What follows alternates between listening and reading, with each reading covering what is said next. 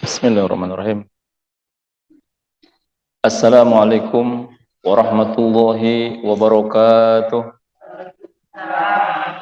Alhamdulillah, assalatu wassalamu ala rasulillah Sayyidina wa maulana Muhammad ibni Abdullah wa ala alihi wa sahbihi wa mawalah wa la hawla wa la quwwata illa billah. Amma ba'da.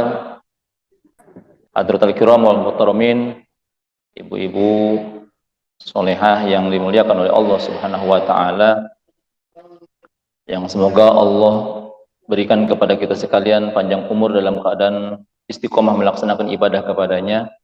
Semoga Allah mudahkan pintu-pintu kebaikan untuk kita semua. Semoga Allah berkahkan rezeki kita, berkahkan umur kita. Semoga keluarga kita dijadikan keluarga yang sakinah mawaddah warahmah. Anak-anak kita dijadikan anak-anak yang soleh dan solihah, dan kita istiqomah melaksanakan ibadah sampai akhir hayat kita mendapatkan husnul khotimah, mampu mengucapkan kalimat terakhir perpisahan kita di dunia ini. Kalimat terakhir yang kita ucapkan adalah kalimat thayyibah la ilaha illallah. Hadirin wal hadirat, hadani Allah wa iyyakum. Dalam salah satu riwayat disebutkan bahwasanya sahabat Abu Hurairah radhiyallahu anhu, beliau mengatakan bahwasanya, kata Abu Hurairah, Rasulullah Shallallahu Alaihi Wasallam pernah bersabda, kata Rasul, man ya'khudhu anni haula'il kalimati wa ya'malu bihinna aw yu'allimu man ya'malu bihinna. Kata Rasulullah, ketika Rasulullah sedang berkumpul dengan sahabat, beliau mengatakan, wahai para sahabat, man ya'khudhu anni haula'il kalimat. Wahai para sahabat, siapa di antara kalian yang mau mengambil beberapa kalimat dariku, yang kalian berjanji untuk mengamalkannya, atau kalian ajarkan kepada orang yang mau mengamalkannya. Saking pentingnya kalimat-kalimat ini, sampai Rasul memberikan peringatan dulu. Siapa di antara kalian yang mau mengambil beberapa kalimat dariku, yang kalian bisa amalkan, atau kalian ajarkan kepada orang yang mau mengamalkannya. Saking harusnya kalimat-kalimat ini diamalkan. Saking pentingnya kalimat-kalimat ini untuk diamalkan. Para sahabat pun terdiam karena merasa penasaran, harap-harap cemas, takut juga. Atur nuhun jazakumullah khairan. Kadat tunduk itu request. Puntennya. Bismillahirrahmanirrahim. Alhamdulillah. Alhamdulillah. Alhamdulillah.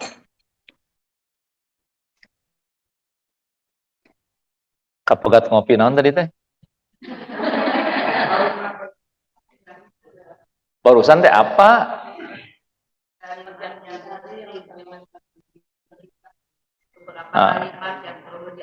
Oh ya, benar. Apalan Bu Mimi masih fresh kan ya otaknya. Jadi kata Rasulullah, siapa di antara kalian yang mau mengambil beberapa kalimat dariku, yang kalian amalkan, atau kalian ajarkan lagi kepada orang yang mau mengamalkannya. Bukan kepada sembarang orang, tapi ajarkan kepada orang yang mau mengamalkannya. Kemudian kata Abu Hurairah, faqala Abu Hurairah berkata, fakultu, aku pun berkata, ana ya Rasulullah. Beliau ngacung, saya ya Rasulullah. Saya mau mengamalkan, saya mau ambil kalimat-kalimat darimu. Saya mau amalkan kalimat-kalimat darimu, dan saya insya Allah aku akan mengajarkan kalimat-kalimat itu kepada orang yang mau mengamalkannya. Kemudian fa'akhadha biyadi fa'adda khamsan. Rasulullah pun kemudian memegang tangan saya. Dipegang tangan Abu Hurairah oleh tangan mulianya Rasulullah Shallallahu Alaihi Wasallam. Tuh kalau kita ya dipegang tangan sama Rasulullah. Ini Abu Hurairah dipegang tangannya sama Rasulullah. Kemudian fa'adda khamsan, Rasul pun menyebutkan 5 kalimat yang senantiasa hendaklah kita amalkan dan ajarkan kepada orang lain. Apa kalimat-kalimat ini? Yang pertama, ittaqil maharima takun a'budan nasi. Kalimat yang pertama, camkanlah bahwasanya ittaqil maharim, jauhilah hal-hal yang diharamkan oleh Allah. Jauhilah hal-hal yang diharamkan oleh Allah. Semua apapun yang diharamkan, jauhi. Jangan kau lakukan. Takun a'budan nasi, maka kalau kau mampu menjauhi hal-hal yang diharamkan, engkau akan menjadi orang yang paling ahli ibadah. Jadi ahli ibadah bukan orang yang rajin tahajud. Qobliyah, ba'diyah selalu dilaksanakan, puasa Senin Kemis, bahkan puasa Daud. Dia kemudian rajin sholat duha, rajin sedekah, tapi dia bohong iya, gibah iya, kemudian dia nyakitin orang lain iya, iri kepada orang lain iya, sombong terhadap orang lain iya, kemudian dia riya ketika beribadahnya iya.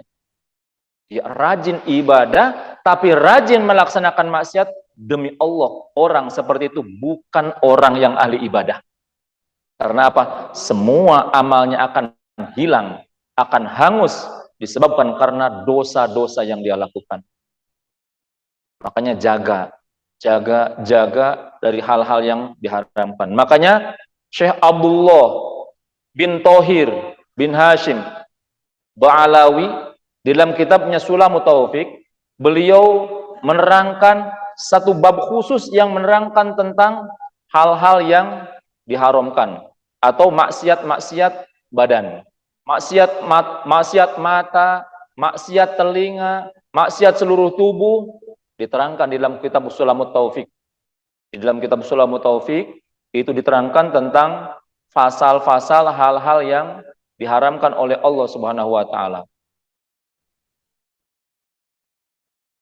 Di antaranya ada maksiat-maksiat hati.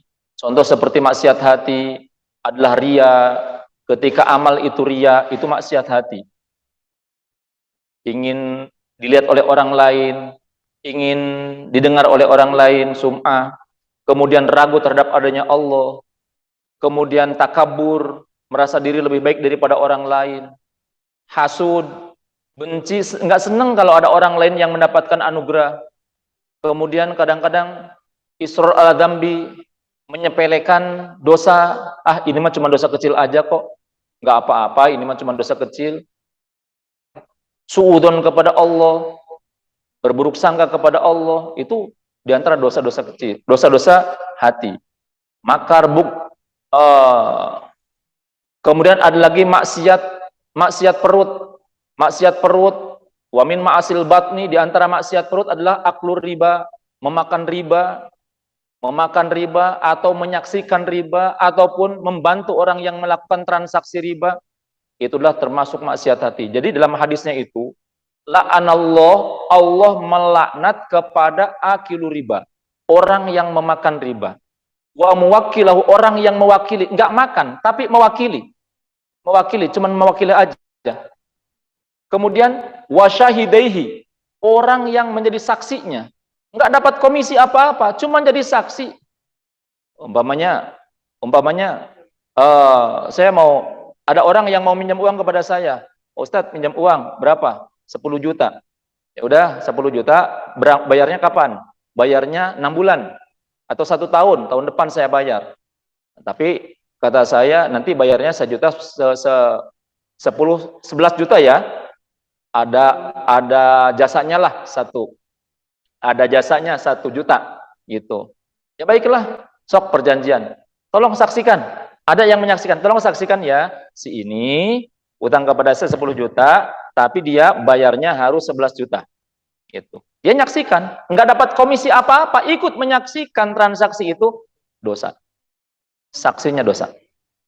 Atau ada orang yang mencatat, pangnyatatkan. Kemudian dicatat, dia nggak dapat komisi apa-apa, nggak dapat upah. Saya mah lillahi ta'ala, menyatatkan aja, nggak bantuan, umpamanya. Bukan lillahi ta'ala, itu mah li syaitonir rojim namanya. Semua yang terikat dengan transaksi itu Walaupun tidak memakan, semuanya adalah dosa. Dan dosa riba ini sangat luar biasa. Sampai Allah mengajak perang kepada orang yang tidak berhenti dari melakukan riba. Kemudian kedua, gosob. Gosob. Gosob itu menggunakan barang milik orang lain. Menggunakan barang milik orang lain. Menguasai barang milik orang lain. Contohnya seperti ya, kalau kecil-kecilannya ya pinjem sendal ke Bebe Jahela. Pakai sendal, nggak bilang dulu, nggak izin dulu. Bukan nggak bilang dulu, nggak izin dulu. Nggak izin dulu. Jadi kalau pakai sendal orang lain, tuh izin dulu, bukan bilang. Beda, bilang dengan izin beda. Kalau udah dapat izin, sama dengan istri ya. Istri, kalau mau kemana-mana, harus izin suami. Bukan bilang suami, bukan. Udah di mana, baru bilang, Pak, saya ini di sini. Itu mah bilang. Mau nggak diizinin juga udah susah, dah ges di ditu. Kalau izin sebelumnya. Jadi kalau sebelumnya pun bisa bilang, bisa izin. Pak, nanti mama mau ke sana, mau ke pasar. Nanti mama mau ke pengajian. Nanti siang, mama mau ke pengajian. Itu mah bilang, ya, bukan izin. Kalau izin mah, Pak, mama mau ke pengajian, boleh nggak? Diizini apa enggak? Kalau diizini, mau berangkat. Kalau nggak diizini, enggak. Itu izin namanya. Kalau cuman nanti siang mau ke pengajian, enggak ada bahasa minta izin, itu mah bilang harusnya izin. Itu. Nah, minjem punya orang lain juga, saya mau minjem ininya ya, sendalnya ya, boleh apa enggak? Gitu. Ya boleh, silakan. Cek sendalnya, ini sendalnya saya pakai ya. Gitu. Ya itu mah udah dipakai sendalnya. Itu mah bilang, hati-hati. Hal yang kecil ini bisa jadi itu yang bisa mencelakakan seseorang di akhirat nanti. Gitu. Atau pakai fasilitas tanah orang lain, digosok tanah orang lain, dikuasai. Kita umpama nyimpan mobil di situ di tanah orang lain, ngajugrug aja, nggak bilang nggak apa gitu. Itu gosok namanya. Gosok. Ya harus jelas ya ininya. Ya. Termasuk menggosok, menguasai fasilitas umum. Menguasai fasilitas umum. Itu. Jadi menguasai fasilitas, mestinya ini teh tempatnya untuk orang lain siapa aja. Tapi dia kuasai, ini mah kekuasaan saya. Nah, ini nggak boleh. Nggak boleh gitu. Kecuali pemerintah yang menentukannya. Jadi nggak boleh kemudian karena kurang mana preman di sini, ini mah kekuasaan saya. Saya yang berkuasa di sini, saya yang nggak boleh. Demi Allah itu berat hisabannya di akhirat. Demi Allah akan ditanya oleh Allah Subhanahu wa taala, diminta pertanggungjawaban. Itu milik siapa? Kenapa kau kuasai? Itu gosok. Itu. Wa kullu ma'khudin wasariqah, mengambil, mencuri. Kemudian wasyurbul khamr, aklu kulli muskir, memakan setiap yang memabukkan, apapun yang memabukkan masuk ke dalam hati, masuk ke dalam perut. Itu adalah maksiat perut. Kemudian juga aklu malil yatim, memakan harta anak yatim. Ini termasuk dosa besar, maksiat ya. Awil auqaf, memakan harta wakaf, menggunakan barang wakaf tidak sesuai dengan wakifnya. Contoh gini, kadang-kadang ada orang yang mewakafkan, umpamanya mewakafkan karpet untuk masjid. Ini karpet saya wakafkan untuk masjid. Nah, kemudian pas ada acara apa, hajatan apa, kemudian dipinjam sama warga. Dipinjam sama warga untuk acara yasinan, untuk acara pengajian atau apa di rumah warga. Padahal wakafnya wakaf masjid, itu nggak boleh. Wakaf Quran untuk masjid ini umpamanya. Wakaf Quran untuk masjid ini hanya bisa digunakan di masjid ini. Jangan dibawa ke sana, jangan dibawa keluar. Contoh seperti wakaf, kita kan suka sering kalau jamaah umroh, jamaah haji, beli Quran, wakafkan di Masjid Nabawi. Itu Quran yang di Masjid Nabawi nggak boleh dibaca, kemudian dibawa ke itu, dibawa ke hotel. Saya mau sambil itu di hotel bawa Quran dari Nabawi. Itu nggak boleh. Nggak boleh, haram itu. Nggak tahu ya udah, kalau udah nggak tahu mah ya. Istighfar aja ya. Ya, kalau nggak tahu istighfar aja sekarang. Kalau nggak tahu sampai meninggal, nggak tahu, dosa berat dosanya. Untung sekarang tahu ya. Untung sekarang tahu. Untung sekarang ngaji. Makanya istimewanya majelis taklim itu karena di situ diterangkan hal yang halal dan haram. Kita akan tahu yang halal mana, yang haram mana. Gitu. Yang wajib mana, yang sunnah mana, yang makruh mana. Karena demi Allah semua akan diminta pertanggungjawaban oleh Allah. Nggak bisa kita mengatakan, ya Allah saya kan nggak tahu. Iya kamu kan hidupnya kan dekat dengan ustadz, dekat dengan kiai. Kenapa nggak belajar? Akan digitukan sama Gusti Allah. Kecuali kalau kita nggak taunya, kitanya terisolasi di mana, di leweng, di hutan gitu. Mau nanya-nanya siapa, kitanya nggak sampai dakwah kepada kita.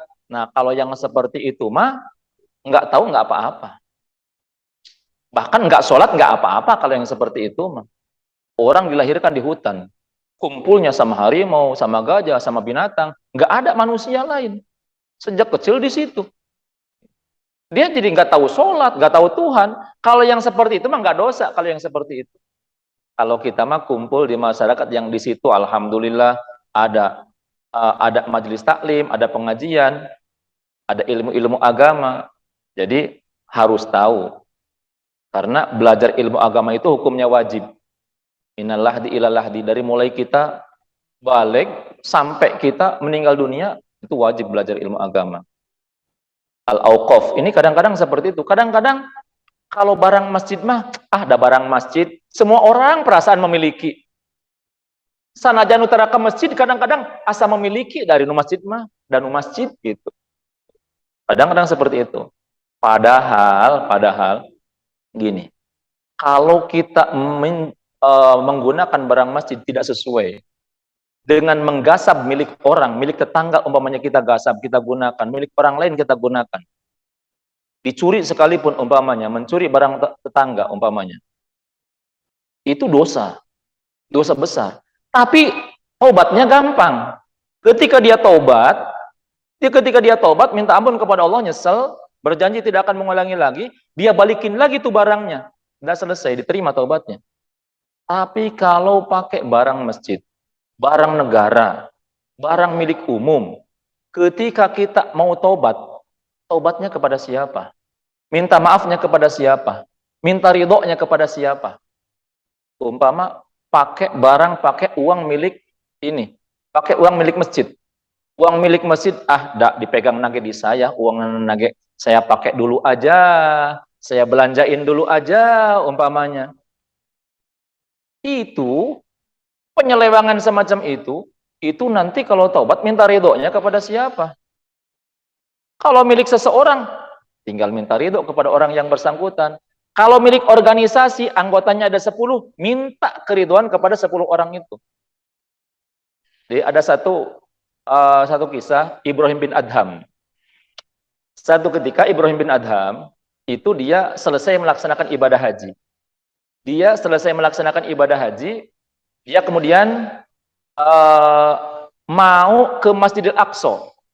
Karena la tusyaddur rihal, janganlah engkau mempersiapkan perjalanan jauh kecuali untuk 3 masjid. Masjid Haram, Masjid Nabawi, Masjid Aqsa. 3. Karena 3 masjid ini istimewa. Sholat di Masjidil Aqsa 1 kali, itu sebagian ulama mengatakan lebih baik daripada 500 kali sholat di luar Masjidil Aqsa. Jadi istimewa, sangat istimewa. Kiblat pertama, Masjid Aqsa itu kiblat pertama dalam Islam. Ibrahim bin Adham setelah melaksanakan ibadah haji, dia pengen beriktikaf di Masjidil Aqsa, pengen beribadah di Masjidil Aqsa. Masjid para nabi kalau Masjidil Aqsa itu. Sulaiman, Daud, Musa, Isa di Masjidil Aqsa. Nah, jadi setelah itu dia mau berangkat ke Masjidil Aqsa, dia kemudian buat perbekalan, dia beli beberapa kilo kurma. Beberapa bukan kilo ya. Beberapa entah kilo, entah takaran gitu ya, entah takaran. Dia di sekitar ada seorang kakek penjual kurma, dia beli di situ. Dia beli kurma. Pas udah ditimbang, udah selesai ditimbang, ada yang jatuh tuh di bawah, ada yang jatuh. Ah, dia ambil aja. Ah, mungkin ini jatuh, kurma yang jatuh ini, mungkin ini dari yang punya saya itu jatuh. Dia makan, setelah makan kemudian dia bawa. Kemudian setelah dia bawa, kemudian dia melanjutkan perjalanan ke Masjidil Aqsa. 2 bulan dia berjalan menggunakan unta. Dia 2 bulan berjalan menuju ke Masjidil Aqsa. Sampai di Masjidil Aqsa, dia kemudian mengambil satu tempat di Qubatul Khodro, kubah yang hijau. Jadi kalau kubah Masjidil Aqsa itu kan yang kuning. Kubah Masjidil Aqsa itu yang kuning. Ini dia ngambil di yang hijaunya, di sampingnya, di belakang gitu. Kemudian mulailah dia bermunajat. Ketika dia sudah mulai bermunajat, dia mulai berzikir, berdoa kepada Allah, dia berzikir. Tiba-tiba Allah, qadarullah, Allah perlihatkan ada 2 malaikat. Ada 2 malaikat di situ yang kemudian malaikat itu ngobrol. Obrolannya didengar oleh Ibrahim bin Adham. Kata malaikat yang satu, itu dia Ibrahim bin Adham, kekasih Allah yang doa-doanya selalu diijabah oleh Allah, yang tidaklah dia berdoa kecuali pasti diijabah oleh Allah, kata malaikat yang satu. Kata malaikat yang satunya lagi, oh tidak untuk sekarang. Saya dapat bocoran kabar katanya doa Ibrahim bin Adham dia sudah tidak dikabul lagi, sudah 2 bulan doanya tidak dikabul oleh Allah. Semenjak kapan? Semenjak dia memakan makanan, semenjak dia memakan 1 butir kurma yang jatuh, yang syubhat, yang dia tidak tahu apakah di kurma itu milik dia atau kurma itu milik si penjual kurma. Dan ternyata kurma itu milik si penjual kurma yang jatuh, bukan milik dia. Semenjak dia makan 1 butir kurma itu, Allah tidak kabulkan doanya. Ibrahim bin Adham, kedengaran sama Ibrahim bin Adham. Dia kaget, ingat, oh iya 2 bulan yang lalu saya beli kurma di situ, ada yang jatuh, saya ambil.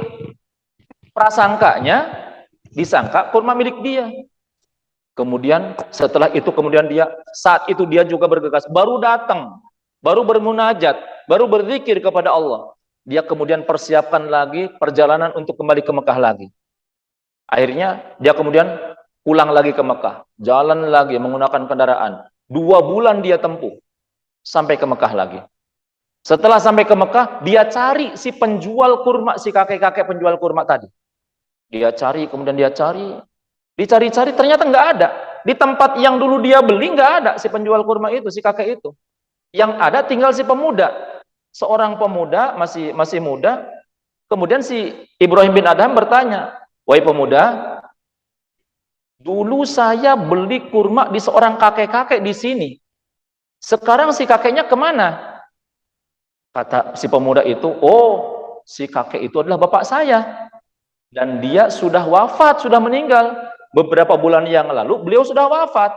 Dan saya melanjutkan jualan kurma di sini. Kata si pemuda itu. Ada apa? Wahai Tuhan, kata Ibrahim bin Adham, dia mengatakan, innalillahi wa inna raji'un. Wahai pemuda, ketahuilah, dulu saya pernah membeli kurma di sini beberapa kilo, dan ada kurma yang jatuh, kemudian saya ambil, saya kira itu kurma saya. Ternyata bukan kurma saya, tapi itu adalah kurma yang jatuh yang milik bapak Anda. Sekarang saya tobat, saya mau minta ridho. Kalau perlu dibayar, saya bayar itu 1 butir kurma yang pernah saya makan. Saya minta ridho kepada Anda. 1 butir kurma yang tidak halal, yang sudah masuk ke dalam perut saya. Kemudian kata si pemuda itu, baiklah, wahai bapak, ketahuilah bahwasanya, kalau saya secara pribadi, saya ridho, saya meridhokan, menghalalkan kurma yang sudah, 1 butir kurma yang sudah Anda makan. Cuman masalahnya, anak bapak saya ini bukan hanya saya. Bapak saya itu mempunyai 12 orang anak. Salah satunya saya. Masih ada 11 lagi anak beliau. Kalau kau mau minta ridho, mintalah juga bukan hanya kepada saya, juga kepada 11 saudara saya. Baiklah, kata Ibrahim bin Adham. Baiklah, saya minta alamat ke 11 saudara Anda. Akhirnya dikasih alamatnya. Dan didatangi satu persatu, jarak jauh kan jaraknya. Tapi karena dia tahu ya, tahu bahayanya memakan makanan yang haram. Dia tahu, makanya jauh-jauh pun dipapai semua. Daripada saudara-saudara si penjual korma itu dipapai semua. Dipapai semua berhari-hari dia lakukan itu. Sampai akhirnya alhamdulillah selesai semua. 12 orangnya mereka semuanya telah meridokkan, telah menghalalkan sebutir korma yang telah dimakan oleh Ibrahim bin Adham. Legalah Ibrahim bin Adham. Kemudian dia beli lagi korma, mau melanjutkan lagi perjalanan ke Masjidil Aqsa lagi. Setelah sampai lagi di Masjidil Aqsa, dia seperti biasa di Qubatul Khadra di situ, di kubah yang hijau, tempat dia bermunajat di situ. Ya, bermunajat. Ketika dia bermunajat, tuh dua orang malaikat yang kemarin nongol lagi. Malaikat yang satu bilang, itu dia Ibrahim bin Adham yang doa-doanya kemarin ditolak oleh Allah Subhanahu wa taala. Gara-gara dia memakan kurma, sebutir kurma yang subhat. Kata malaikat yang satu, oh tidak dengan sekarang. Sekarang dia sudah diijabah lagi, dikabul lagi semua doa-doanya. Karena dia sudah mendapatkan ridho daripada seluruh ahli waris pemilik sebutir kurma yang dia makan. Jadi itu jadi seperti itulah. Jadi seperti itulah. Kita ambil pelajaran dari situ. Jangan pernah anggap remeh, apalagi kalau sudah urusannya dengan orang lain. Kalau sudah urusan dengan orang lain berat. Kalau sudah urusan dengan orang lain berat gitu. Apalagi jangan sampai lah kalau kita kadang-kadang jangankan yang jatuh ya. Yang enggak jatuh aja kadang-kadang kita belanja. Ada orang belanja kadang-kadang ibu di Cibingbin, di Cibingbin ya. Di Cibingbin di lembur saya, di kampung saya. Itu kadang-kadang kalau belanja ke pasar berapa meser 2 kilo udah dikasih 2 kilo.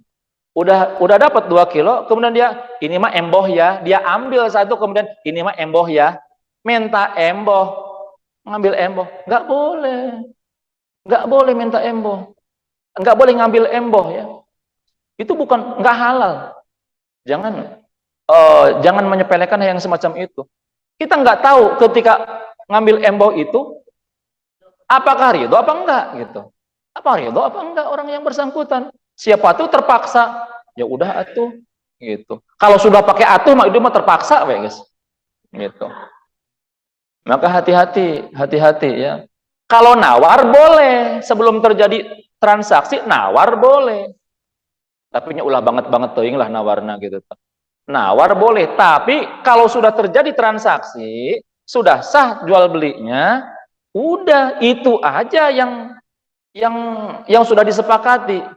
Udah ngambil emboh, minta emboh, kekeh pisan minta embohnya, itu nggak boleh. Kalau nggak ridho, demi Allah si penjual nanti itu akan nuntut di hadapan Allah Subhanahu Wa Taala. Kita akan berurusan. Nah, makanya hati-hati. Hal-hal yang kecil-kecil, yang sepele-sepele, ya yang kadang-kadang mungkin tidak terfikirkan. Atau zaman bahula ayat darmaji gitu ya, darmaji. Darmaji mah apa darmaji teh? Dahar 5 ngaku hiji gitu ya. Dahar 5 ngaku hiji. Tapi sekarang mah udah nggak usum. Dahar malu sekarang mah ya. Dahar 5 ngaku tilu gitu ta. Nu dibayar tilu. Tapi bahkan sekarang mah dahar 5 tuh dibayar sama sekali. Ada yang seperti itu. Ittaqil maharim. Jauhilah hal-hal yang diharamkan. Jadi hal-hal yang diharamkan jauhi. Jadi masih banyak hal-hal yang diharamkan. Ada maksiat lisan seperti ghibah, seperti berbohong. Ada maksiat mata seperti laki-laki melihat wanita yang bukan mahramnya, atau membuka aurat, seperti seorang wanita. Kadang-kadang mungkin kita masa lalu gitu dulu, kadang-kadang ngagak gampang karena aurat. Padahal aurat itu ya rambut, satu lembar rambut. yang bila terlihat oleh orang lain yang bukan halalnya ataupun bukan mahramnya, itu cukup menjadi penyebab datangnya siksa kubur. Itu akan digunakan oleh Allah untuk mengikat orang tersebut di atas api neraka. Jadi ketika satu helai rambut terlihat oleh yang bukan halalnya, maka hati-hati. So pakai itunya, kalau pakai itu teh, kalau pakai kudu ya, pakai cepot yang di atasnya teh ya, supaya nggak keluar itu rambutnya. Hah? Mau cepot? Yang sepeda sautik atau udah jong ayo. Ciput ya, ya ciput. Nah, kemudian lagi selain menjaga rambut ya, kalau wanita ini khusus wanita, selain menjaga rambut juga harus dijaga juga, karena kan auratnya itu kalau wajah bukan aurat. Sebagian ulama mengatakan wajah bukan aurat, sebagian ulama yang lain mengatakan wajah juga aurat gitu. Tapi kalau yang tidak memakai cadar, yang mengikuti ulama yang mengatakan wajah bukan aurat. Jadi ada khilaf ulama, silahkan mengikuti yang mana. Cuman walaupun mengikuti yang wajah bukan aurat, yang wajah itu adalah mulai tempat tumbuhnya rambut sampai ujung dagu sini. Sampai ujung dagu. Nah, sampai memencosna ya. Memencosna. Ini bukan aurat. Kalau sudah di belakang dagu sedikit, itu sudah aurat. Belakang dagu sedikit udah aurat ya. Ingat. Nah, makanya kalau sholat ini bagusnya pakai cepot ninja ya. Yang sampai dagu. Tahu cepot ninja? Ciput ninja. Ciput ninja. Nah, yang ke sini nutup ini. Ini aurat. Belakang dagu ini aurat. Makanya kalau tidak pakai itu ya pakai masker lah, pakai masker. Nah, makanya terutama kalau yang lagi tawaf gitu ya, yang lagi tawaf ini ketika pakai mukena gitu, sholat ini harus tertutup. Belakang dagu itu harus tertutup, gitu. Makanya silakan pakai mukena yang apa saja, tanpa mukena pun nggak apa-apa. Nggak pakai mukena pun nggak apa-apa, pakai kudung biasa, yang penting aurat tertutup. Jangan sampai kalau kusini tertutup semua, sampai tangan pakai sarung tangan, hari dagu kelihatan belakang dagu. Nah ini padahal aurat di belakangnya. Nah, makanya tutup sampai ujung dagu, sampai ujung dagu. Kalau semuanya boleh juga nggak pakai penutup ujung dagu, kudungnya ke belakang sini, tapi di sininya diplester.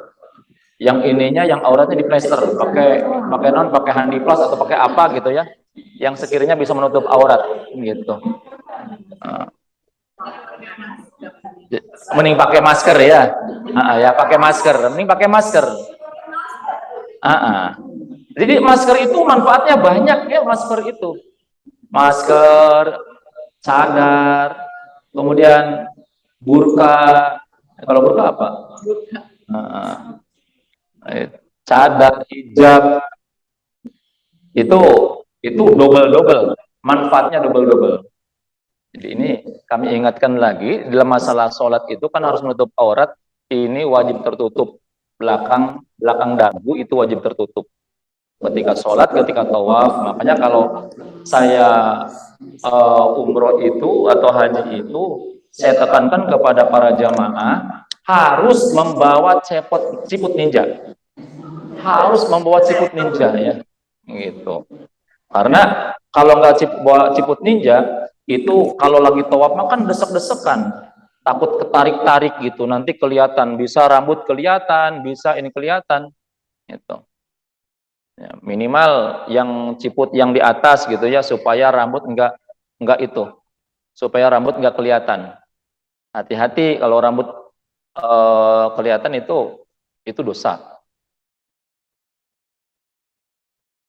Jadi banyak dosa-dosa yang harus semuanya kita jauhi semua dosa itu. Termasuk diantaranya berbuat dosa, diantara dosa yang harus kita jauhi seperti mendengar trompet, mendengarin trompet, ini tahun baruan nanti ya.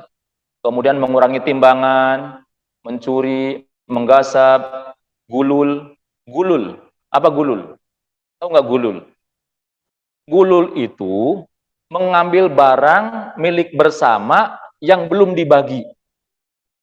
Mengambil barang milik bersama yang belum dibagi sudah dia pakai sendiri. Nah, itu gulul. Jadi kalau dulunya itu gulul itu dalam masalah gonimah ya. Ketika terjadi peperangan, itu kan harta rampasan perang dikumpulkan. Itu sebelum dibagikan nggak boleh ada yang ngambil. Kalau ada yang ngambil, walaupun dia berhak, tapi belum dibagikan, itu gulul. Itu dosa besar. Dosa besar gulul. Termasuk gulul adalah mengambil harta yang masih milik bersama, harta warisan. Mengambil harta warisan. Ketika seorang meninggal dunia, maka warisannya itu harus dibagi. Jangan nunggu 40 poe katanya. Jangan. Nggak usah ngapain nunggu 40 hari. Segera selesaikan. Biar semua selesai. Jenazah mayit juga tenang kalau sudah dibagikan. Kan masih ada ibu. Atau masih ada ibu, gede ibu juga puguh bagiannya ada. Anak puguh bagiannya ada. Orang tua puguh bagiannya ada. Jadi ketika seseorang meninggal dunia, di sana meninggalkan warisan, maka warisan harus segera dibagi. Kalau tidak dibagi, dikhawatirkan ada salah satu ahli waris yang menggunakan barang warisan tersebut. Padahal warisannya belum dibagi. Dia tidak tahu ini milik siapa. Dia sudah ngambil.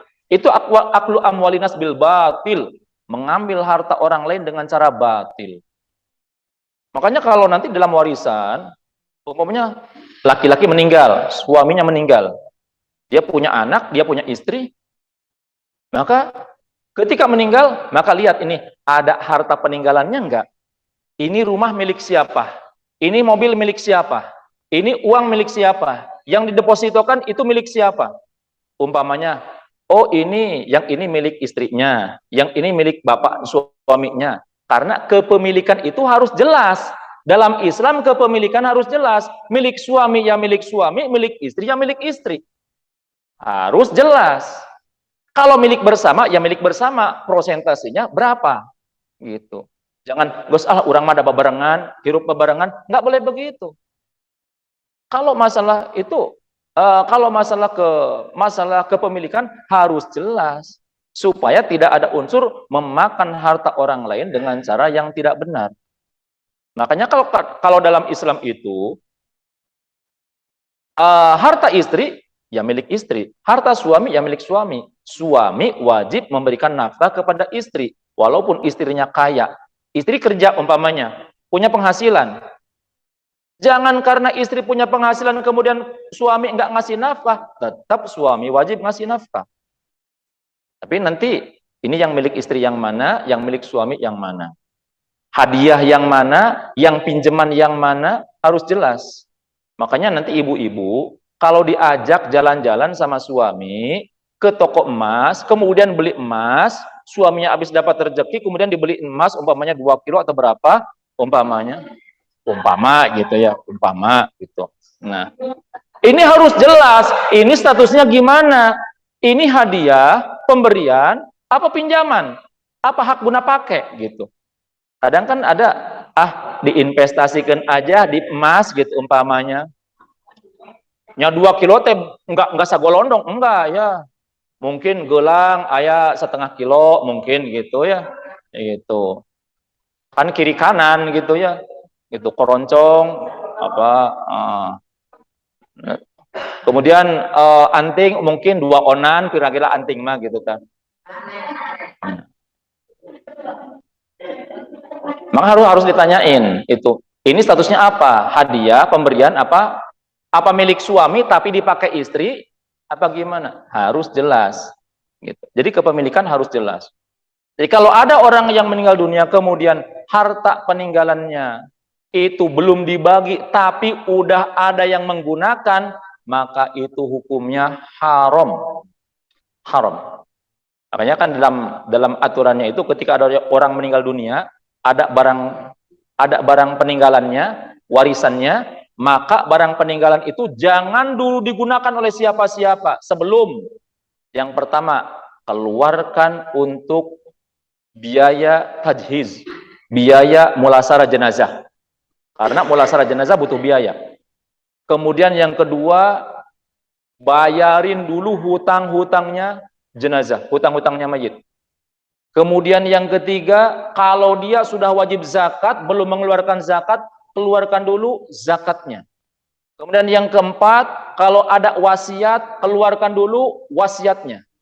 Kemudian yang kelima, kalau dia sudah wajib haji, tapi belum haji, keluarkan dulu untuk badal hajinya.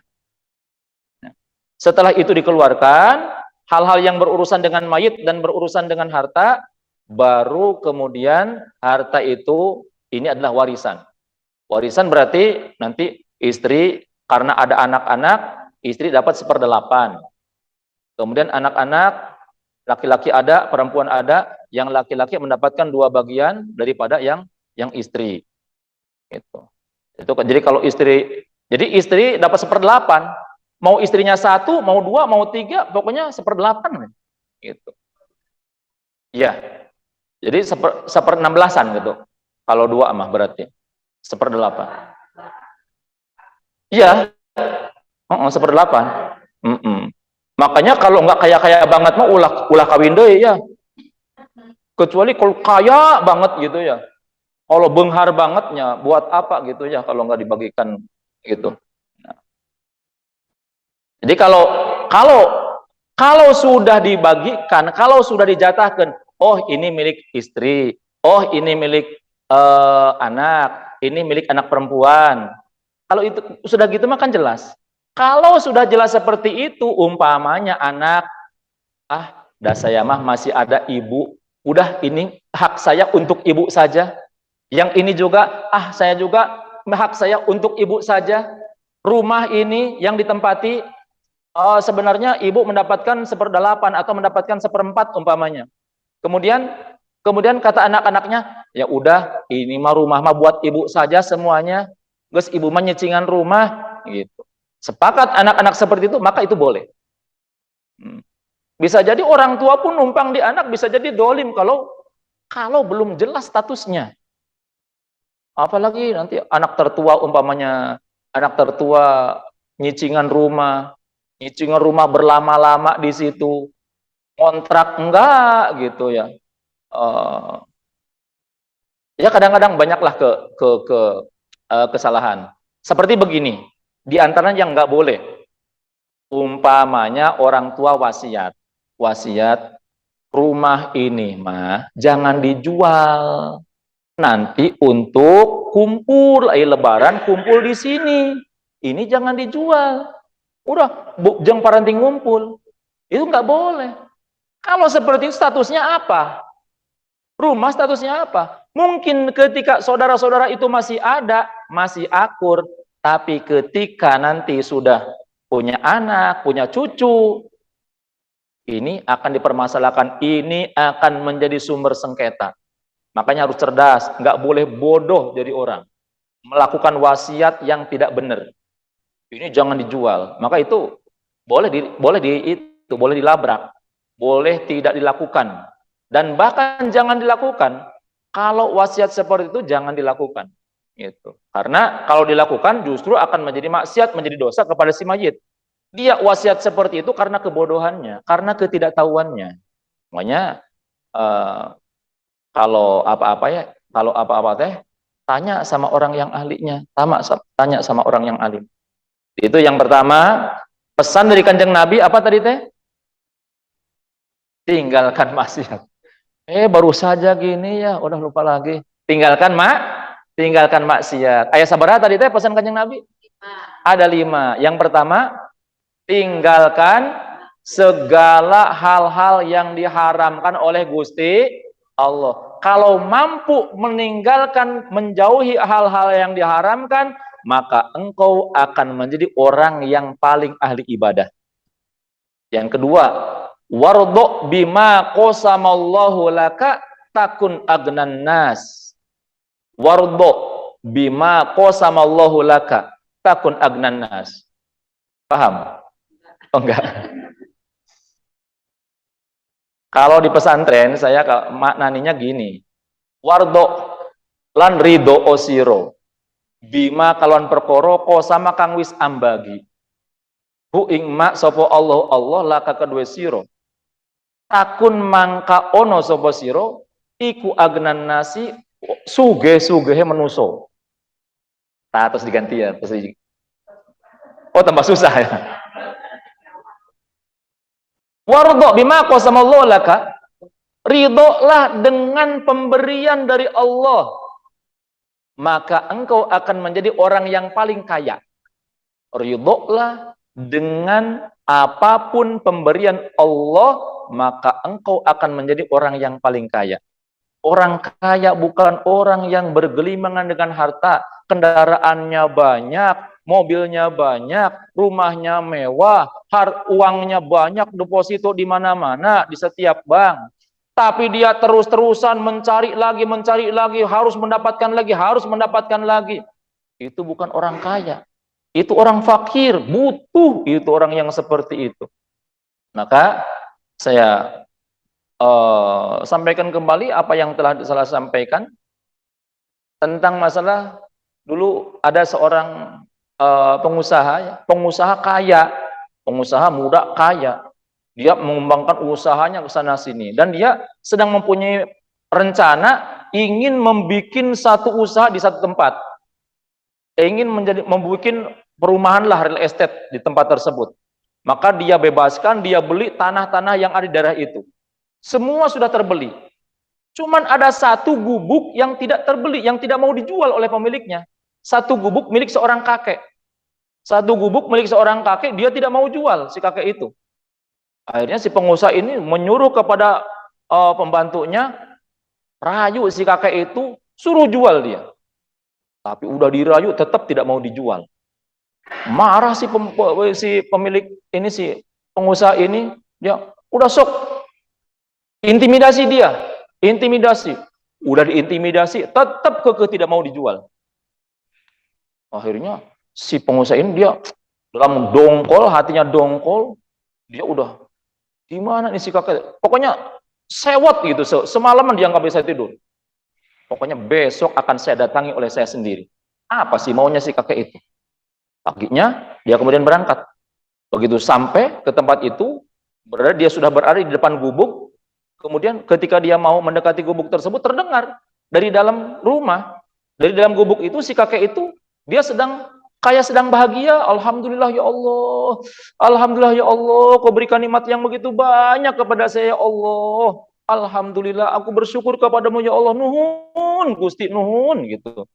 Dia bingung, ini si kakek punya apa kok kayak bahagia amat gitu. Kemudian akhirnya dia mengetuk pintu, tok tok tok tok. Begitu tok tok tok tok, alhamdulillah ya Allah. Kemudian assalamualaikum, waalaikumsalam, alhamdulillah ya Allah, alhamdulillah lagi. Dibukakan pintu, begitu pintu dibuka, melihat ada tamu, alhamdulillah ya Allah, mangga kalebet, alhamdulillah ya Allah. Tamu duduk, alhamdulillah, sambil dia ngambil air, alhamdulillah lagi. Terus alhamdulillah, kayak bahagia pisan si kakek itu.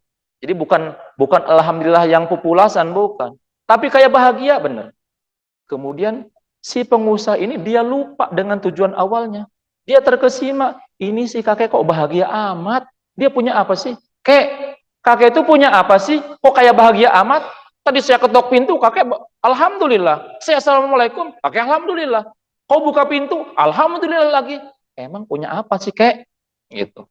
Kemudian kata si kakek, Ujang, bagaimana kakek tidak bahagia? Bagaimana kakek tidak bunga? Bagaimana kakek tidak bersyukur? Begitu banyak nikmat yang diberikan oleh Allah kepada kakek yang harus kakek syukuri.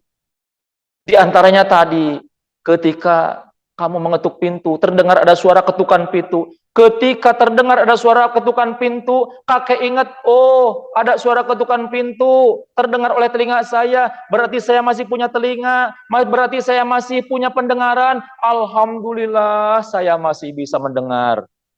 Ibu-ibu dikasih hadiah 150 juta, tapi budeg umpamanya mau enggak? Kayaknya enggak mau ya, harus budeg mah. Makanya kakek bersyukur.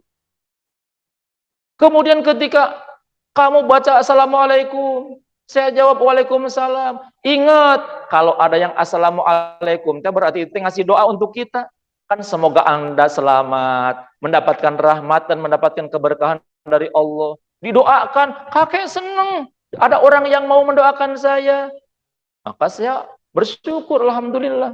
Saya bukakan pintu, begitu saya buka pintu, saya melihat Anda, ingat, oh saya masih punya mata, saya masih bisa melihat, maka saya bersyukur, alhamdulillah.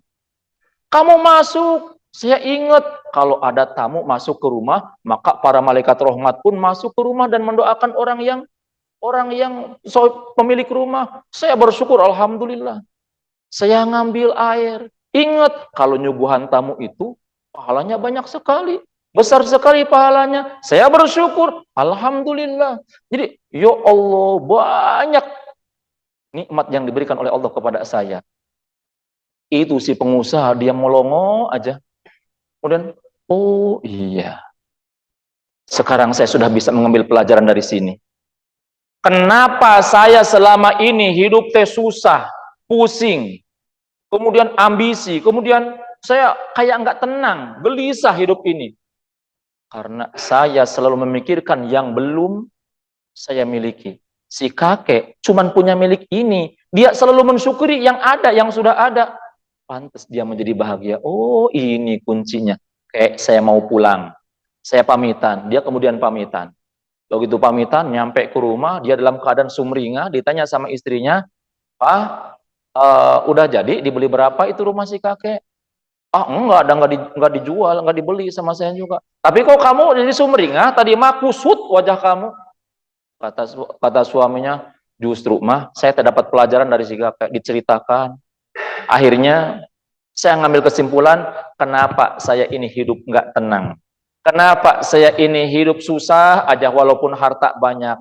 Karena saya kurang bersyukur kepada Allah, kurang mensyukuri dan menerima apa yang telah Allah berikan. Saya selalu memikirkan yang belum ada, saya selalu memikirkan yang belum saya miliki, lupa dengan mensyukuri yang telah saya miliki.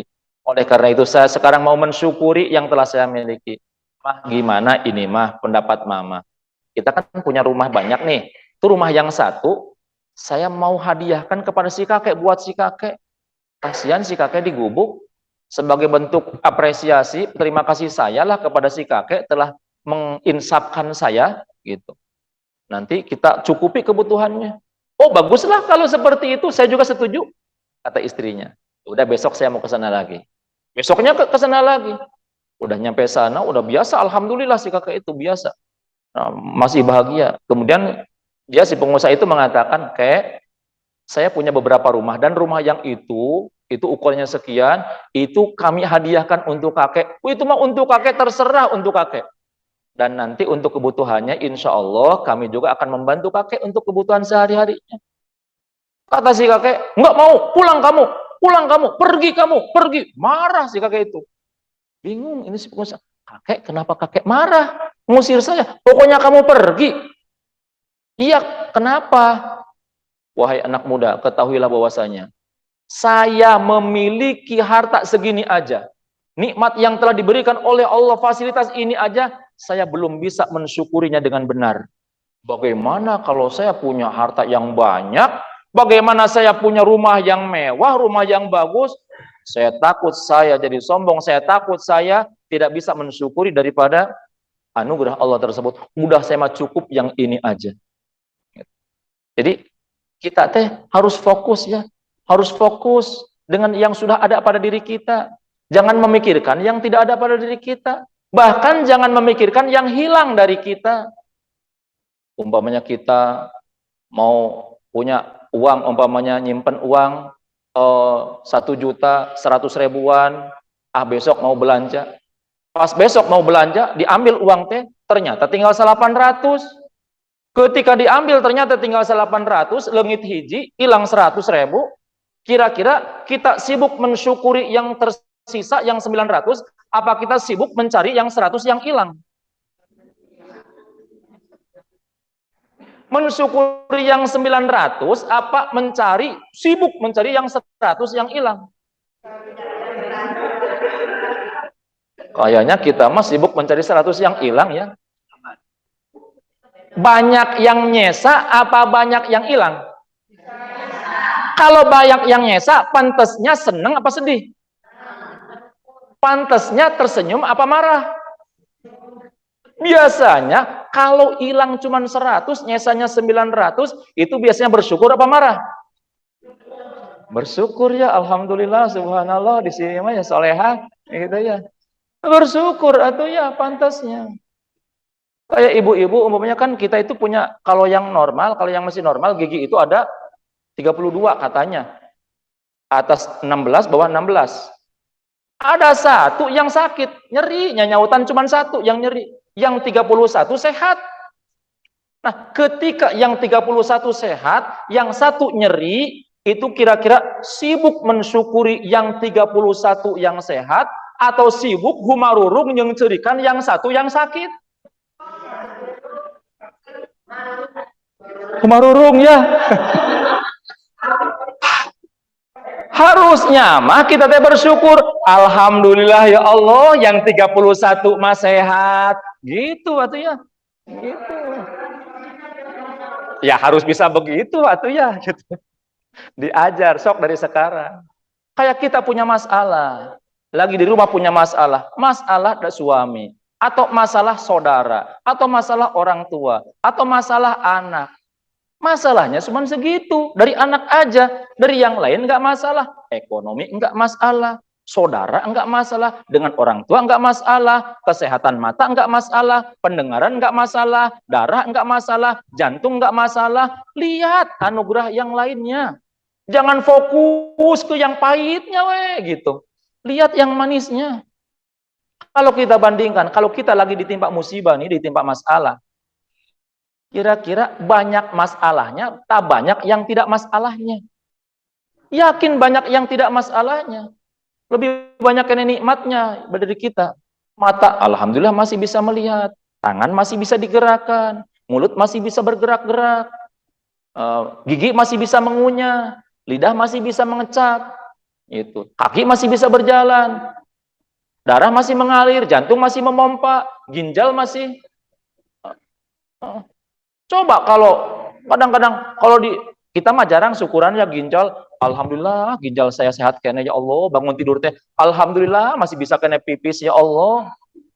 Coba dikasih masalah ginjal aja, cuman ginjal aja gagal ginjal umpamanya, harus cuci darah seminggu 2 kali, duh repot. Minum pun tidak boleh 2 gini ya, atau cuman segini sehari. Aduh repot, nggak bisa ngopi, mana ngopi teh enak gitu. Bismillahirrahmanirrahim. Alhamdulillah, bismillah. Alhamdulillah, bismillah. Alhamdulillah, amin. Enak bisa ngopi teh nyaan. Masya Allah, luar biasa.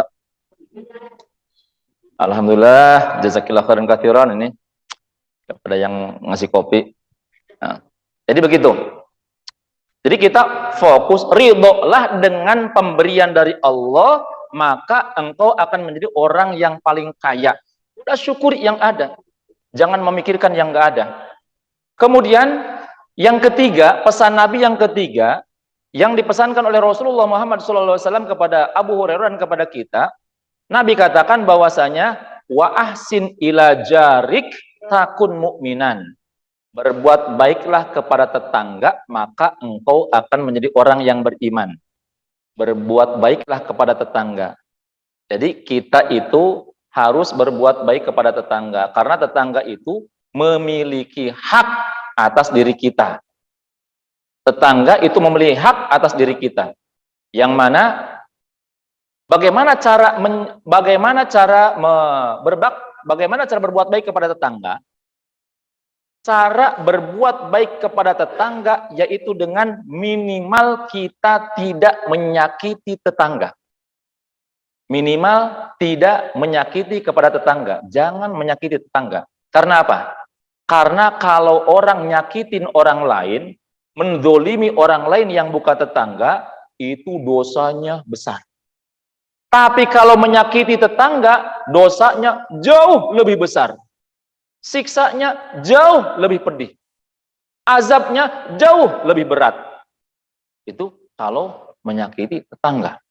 Itu. Makanya cara berbuat baik kepada tetangga minimal jangan nyakitin tetangga. Itu. Jadi karena nyakitin tetangga itu dosanya jauh lebih besar. Makanya sampai dalam hadis yang diriwayatkan oleh sahabat Abdullah bin Amr bin As.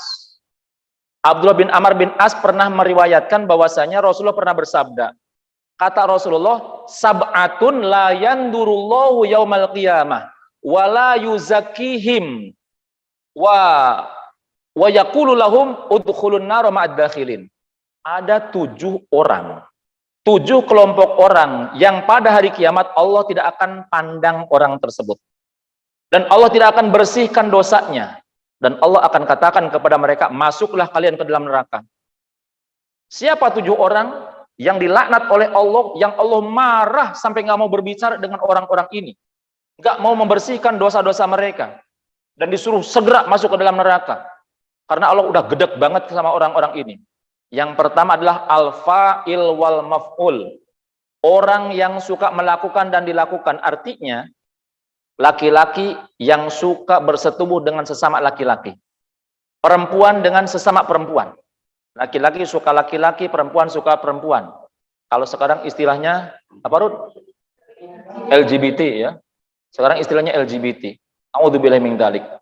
Hati-hati, hati-hati. Ini komunitas LGBT di Kuningan udah banyak. Dan udah terang-terangan. Udah terang-terangan, hati-hati. Kadang kalau di rumah mah kayak normal gitu. Di rumah mah kayak normal, kayak baik. Di depan orang tua mah. Tapi udah di luaran mah, naudzubillahi min dzalik. Makanya hati-hati, jaga pergaulan anak-anak kita. Gitu. Sibukkan dengan hal-hal yang positif.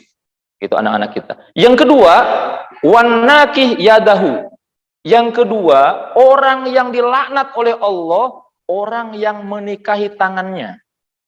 Orang yang menikahi tangannya. Artinya, orang yang suka memuaskan hasrat seksualnya dengan tangannya sendiri. Gitu. Ini juga dilaknat oleh Allah. Allah nggak mau bersihkan dosanya. Allah marah. Yang ketiga, wanakihul bahimah. Orang yang menikahi hewan ternak. Melampiaskan hasrat seksualnya kepada hewan ternak. Kemudian yang keempat, wanakihul mar'ati fi duburiha. Orang yang menikahi istrinya dari duburnya. Jadi menjima istrinya dari jalan belakang. Ini juga dilaknat oleh Allah. Yang kelima, wajami'ul mar'ati wa benatiha. Orang yang menjima istrinya dan anak perempuannya. Istrinya diembat, anaknya diembat. Atau umpamanya menikah dengan seorang janda, jandanya punya anak perempuan. Istrinya jandanya diembat, anaknya juga diembat. Itu naudzubillah. Kemudian yang keenam orang yang dilaknat oleh Allah adalah orang yang selingkuh dengan tetangga. Orang yang selingkuh dengan tetangga, berzina dengan istri tetangganya. Berzina, selingkuh dengan orang yang jauh, dosanya besar. Selingkuh dengan istri tetangga, jauh lebih besar dosanya. Jadi beda. Karena tetangga. Kemudian yang ketujuh, wal mu'dzi jarahu. Orang yang dilaknat oleh Allah, yang tidak akan mendapatkan tatapan di hari kiamat dari Allah, tidak akan dibersihkan dosanya, dan disuruh segera masuk neraka adalah orang yang menyakiti tetangganya. Orang yang menyakiti tetangganya. Hati-hati. Ini hal-hal yang sangat bikin Allah murka, sangat bikin Allah marah. Itu makanya yang ketiga, pesan Nabi, wa ahsin ila jarik takun mu'minan. Yang keempat, pesan Rasulullah, beliau mengatakan, wa ahibba linnasi ma tuhibbu linafsik. Wa ahibba linafsi ma tuhibbu linafsik. Takun musliman. Cintailah orang lain seperti engkau mencintai diri sendiri. Maka engkau akan menjadi orang yang menebar kedamaian. Menjadi orang muslim yang benar. Jadi kalau orang muslim, kita ngaku muslim, keislaman kita udah benar apa enggak? Lihat hati kita. Kita cinta enggak sama orang lain? Seperti mencintai diri sendiri. Kalau kita pengen kita bahagia, kita juga ingin orang lain juga bahagia. Kalau kita ingin kaya, kita juga ingin orang lain juga kaya. Kalau kita ingin selamat, kita juga ingin orang lain selamat. Maka orang Islam pasti akan peduli dengan lingkungannya. Nggak akan bicara, biarin cuma anak orang ini, bukan saudara saya. Nggak bakalan begitu. Orang Islam akan peduli. Yang tertimpa musibah akan peduli, yang sakit akan kita peduli. Itu. Maka minimal cara kita supaya kita memupuk rasa cinta kepada orang lain, minimal kita sering-sering mendoakan kebaikan untuk orang lain. Doakan kebaikan untuk orang lain. Kalau kita minta kepada Allah, ya Allah ampuni dosaku, jangan hanya aku saja yang minta diampuni, doakan juga orang lain. Ya Allah, minta kepada Allah. Makanya kita suka kalau berdoa itu, Allahumma inna nastaghfiruka wa nastaudiuka dinana wa anfusana wa ahlana wa auladana wa ikhwanana wa jiwarana wa talabatan wa talibatina wa ashabil huquqil wajibati alaina wa jamil muslimin wal muslimat wa imamana. Allahumma ij'alna wa iyyahum fika nafika wa manik. Ya Allah, sesungguhnya aku memohon kepadamu dan aku menitipkan kepadamu dan aku mohon perlindungan kepadamu atas agamaku, atas diriku, atas istriku, atas orang tuaku, mertuaku, atas saudara-saudaraku, anak-anakku, tetangga-tetanggaku, kemudian teman-temanku, atas muslimin muslimat, atas orang-orang yang mempunyai hak atas saya. Ya Allah, jadikanlah kami dalam jaminan perlindunganmu, dalam jaminan keamananmu, dari godaan syaitan yang terkutuk dan dari kejahatan orang-orang yang akan berbuat jahat kepada kami. Hiasilah kami dan mereka semua dengan keselamatan dan kesehatan. Hiasi kami dan mereka semua dengan amal soleh dan ketakwaan. Jauhkan kami dan mereka semua dari melakukan hal-hal yang bisa menimbulkan penyesalan untuk kami. Itu diantara doa yang selalu kita panjatkan. Ajak orang lain. Terutama selalu doakan kebaikan terhadap orang-orang yang kita bermasalah dengannya atau mereka bermasalah dengan kita. Kita ada orang yang kita disakiti sama dia, kita benci sama dia. Nyeri hati. Doakan kebaikan untuk orang-orang yang menyakiti kita. Kita sakit hati sama dia. Doakan kebaikan, ya Allah, ampuni dosanya ya Allah, berkahi rizkinya ya Allah, solehkan anak-anaknya ya Allah, jadikan rumah tangganya sakinah, mawaddah warahmah. Doakan kebaikan untuk orang yang nyakitin kita. Biasakan seperti itu. Supaya apa? Supaya hilang kebencian kita. Diangkat oleh Allah Subhanahu wa taala kebencian kita di dalam hati. Karena kita nyimpan kebencian itu nggak enak. Nggak enak. Mau ketemu sama si eta, terajun. Nggak enak gitu. Beda dengan yang kita sayang, yang kita suka. Mau ketemu teh, bahagia, bunga. Tapi dengan orang yang kita benci, mau ketemu teh, aya si eta jalan ka ditu bela. Nguriling jalan ka ditu, udah nguriling brok pisan di dinya. Haduh. Jadi hilangkan kebencian. Cintai orang lain seperti kita mencintai diri sendiri. Aduh, ini udah penalti, ini udah lewat berapa menit. Udah, yang terakhir, wala tuktsiri dhahka fa inna kathrata dhahki tumitul qalba. Pesan Nabi yang terakhir kepada Abu Hurairah dan kepada kita semua adalah janganlah terlalu banyak tertawa, karena terlalu banyak tertawa akan membuat hati mati. Janganlah terlalu banyak tertawa, karena banyak tertawa akan membuat hati mati. Jadi, tertawa boleh, tapi jangan banyak-banyak, dikit aja. Bahkan kalau bisa mah cuma senyum, kayak Rasulullah tabassam, Rasulullah tersenyum, gitu. Jarang Rasulullah itu tertawa sampai giginya itu misah ya, sampai giginya misah, anggang gitu. Jadi giginya itu masih nempel kalau Rasulullah kalau tertawa. Jadi nanti juga kita kalau tertawa giginya rapatkan giginya ya, gitu. Jadi kalau tertawa giginya rapatkan, jangan sambil mangap gitu ya tertawa teh, ha, jangan itu ya, gitu. Itu tumitul qalba. Jadi itu 5 pesan Rasulullah yang harus diamalkan oleh kita dan sampaikan kepada orang lain, ajarkan lagi kepada orang yang mau mengamalkannya. Semoga kita diberi taufik dan hidayah oleh Allah Subhanahu wa taala untuk mengamalkan kelima hal ini. Sebelum ditutup, mungkin ada yang mau ditanyakan? Boleh. Tadi saya mengenai makan anak ya. Kan saya pengurus satu yayasan yang mengkoordinasi anak-anak yatim tiap bulan acaranya Pak Ustaz. Pada tiap acara itu kita dipanitiakan dari pagi sampai sore. Ya. Terus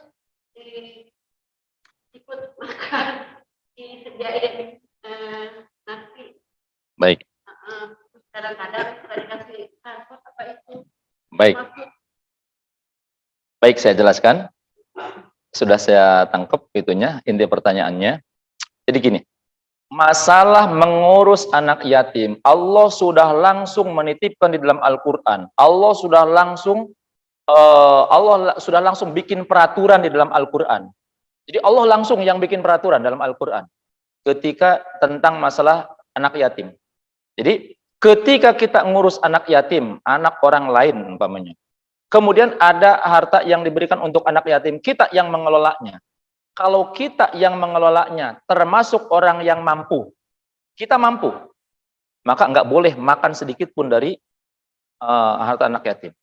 Kalau kita miskin, kalau kita tidak mampu dan kita miskin, kemudian waktu kita digunakan untuk mengurus anak yatim, maka kita boleh memakan dari situ hanya sebatas makan. Hanya sebatas untuk biaya hidup kita. Tidak boleh berlebih. Jadi itu langsung Allah yang ngatur di dalam Al-Qur'an. Fa iyakun qaniyan falyasta'fif, kata Allah. Kalau orang kaya falyasta'fif. Maka cukup, udah pakai untuk makan dari sendiri. Jadi nanti mah kalau itu yang anak yatim, kalau kita punya mah, saya mah nggak mau makan dari situ, saya mah bekel gitu ya, gitu. Tapi yang udah mah udahlah gitu. Insya Allah. Kalaupun ada yang kemakan sama kita, istighfar gitu. Istighfar kalau kita punya, kita keluarkan, balikan kepada anak yatim sebagai pengganti apa yang takut-takut ada yang pernah kita makan.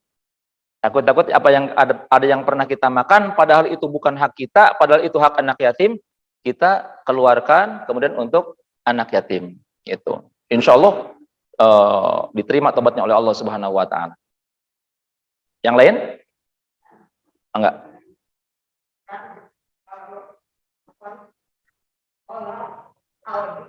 Ya.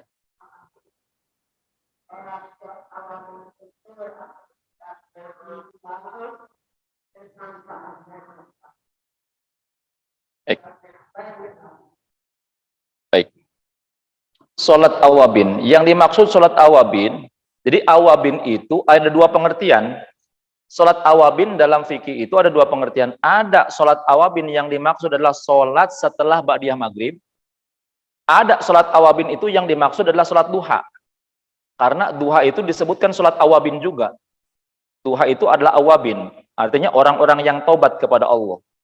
Nah, kemudian manfaatnya, dianjurkan kita melaksanakan salat awabin itu setelah melaksanakan ba'diyah maghrib, itu minimal 2 rakaat, sedangnya 6 rakaat, kemudian maksimalnya 20 rakaat.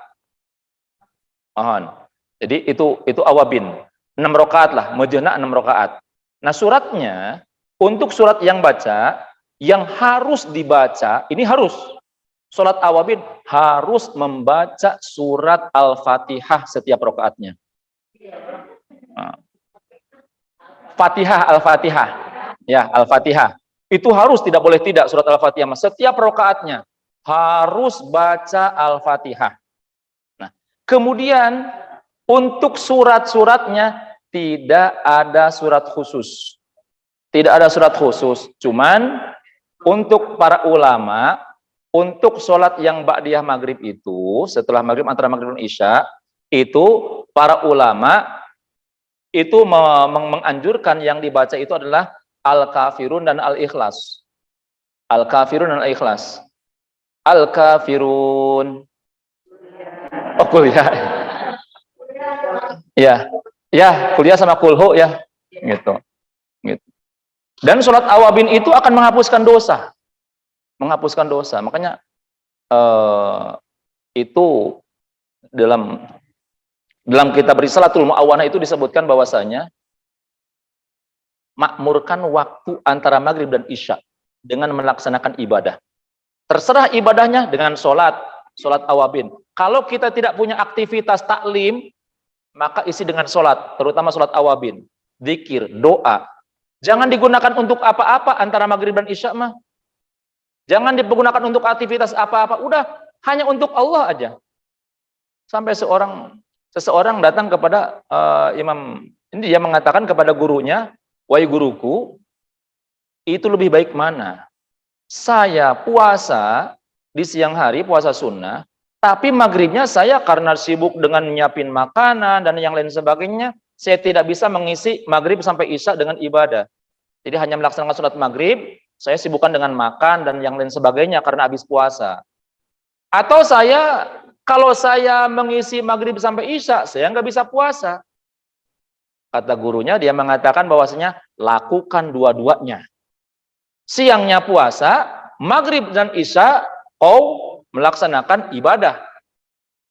Kalau tidak bisa dua-duanya, lakukan maghrib dan isya untuk melaksanakan ibadah, walaupun tidak berpuasa.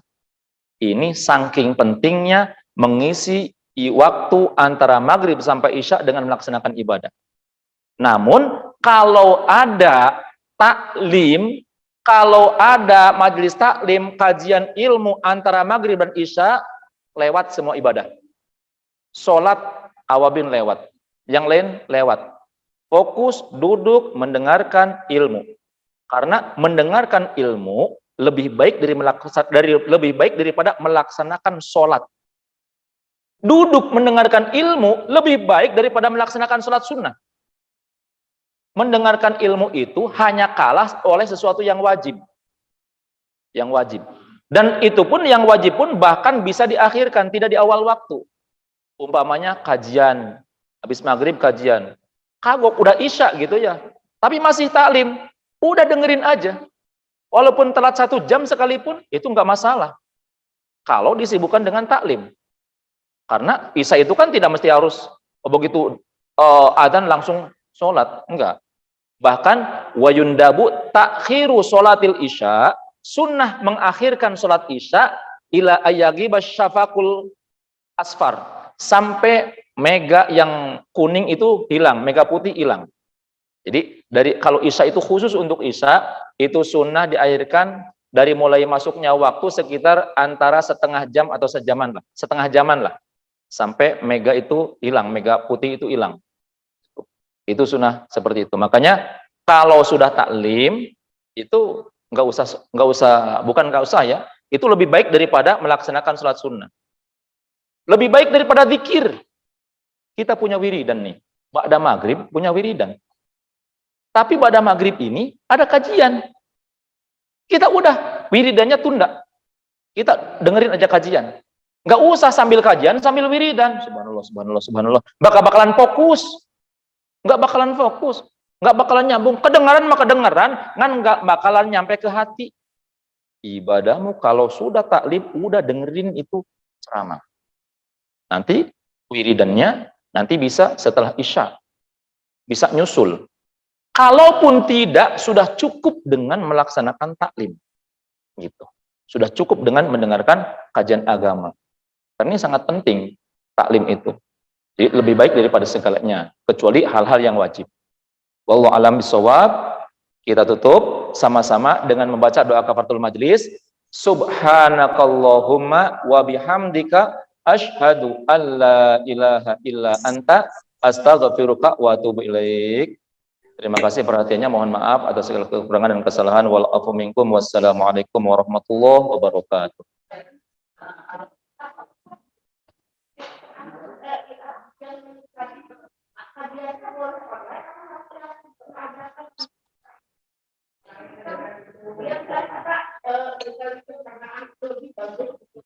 Ya.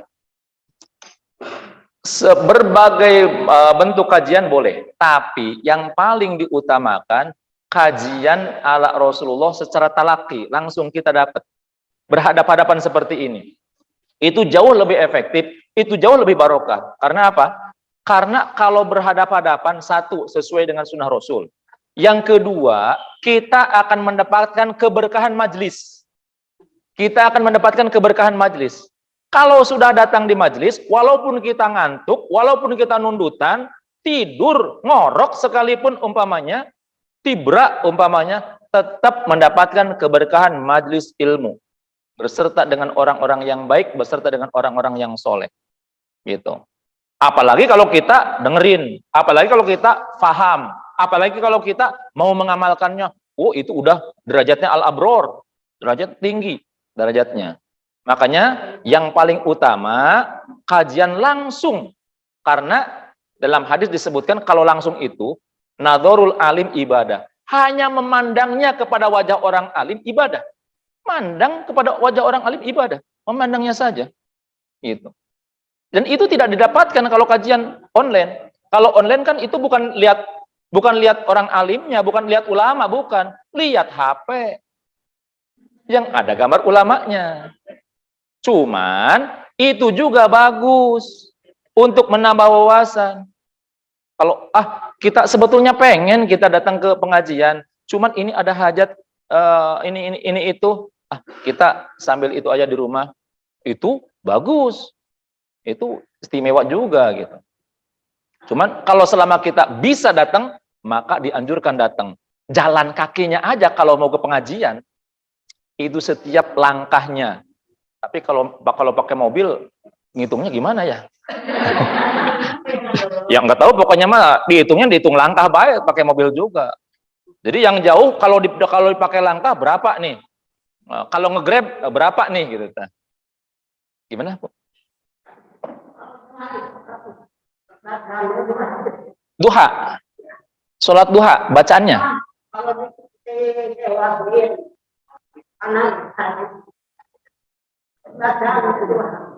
Baca sholat awabin. Duha. Ya. Awabin yang duha maksudnya. Apa awabin yang maghrib? Yang duha. Kalau awabin yang duha, jadi perlu diluruskan, sholat duha itu oleh Rasul disebutkan oleh itu adalah awabin, sholat awabin, orang-orang yang tobat kepada Allah. Nah, jadi awabin itu yang lebih kuat mengatakan awabin itu adalah sholat duha. Duha itu awabin, orang-orang yang tobat kembali kepada Allah. Suratnya, kalau sholat duha, suratnya rakaat yang pertama adalah surat wasyamsi waduhaha. Yang kedua ad-duha. Rakaat yang ketiga setelah salam, kemudian rakaat yang ketiga itu surat al-kafirun. Rakaat keempat al-ikhlas. Rakaat kelima al-kafirun lagi. Rakaat keenam kulhu. Kulhu yang keenam mah. Rakaat yang ketujuh kuliah. Ya. Pokoknya kesananya setelah 2 rakaat yang pertama kuliah kulhu sampai 8. Gitu. Kuliah kulhu. Ya. Kalau Anas, kalau tidak hafal yang itu boleh surat apa saja. Ya. Bahkan tanpa baca surat pun boleh. Habis waladhdallin amin, langsung ruku boleh. Tapi tidak mendapatkan keutamaan membaca Al-Quran di dalam sholat. Yang mana membaca Al-Quran di dalam sholat itu pahalanya luar biasa. Gitu. Manfaat apa? Manfaat awabin itu dosa-dosa akan diampuni oleh Allah Subhanahu wa taala. Dosa-dosa diampuni. Kita itu butuh ampunan dosa. Jadi dosa-dosa akan diampuni oleh Allah Subhanahu wa taala. Dan kita akan ketika kita lazim membiasakan awabin, maka kita akan digiring oleh Allah, tubuh kita, hati kita untuk melakukan hal-hal yang baik. Salah satu bentuk pengampunan dosa, tanda diterimanya amal kita adalah setelah kita melakukan satu kebaikan, akan ditunjukkan ke kebaikan-kebaikan yang berikutnya. Gitu. Itu tanda diterimanya ibadah kita, doa-doa kita. Makanya ya, kalau sudah terbiasa awabin, lanjutkan. Itu sholat istimewa. Itu sholat orang yang ahli ibadah. Itu awabin. Wallahu a'lam bishawab.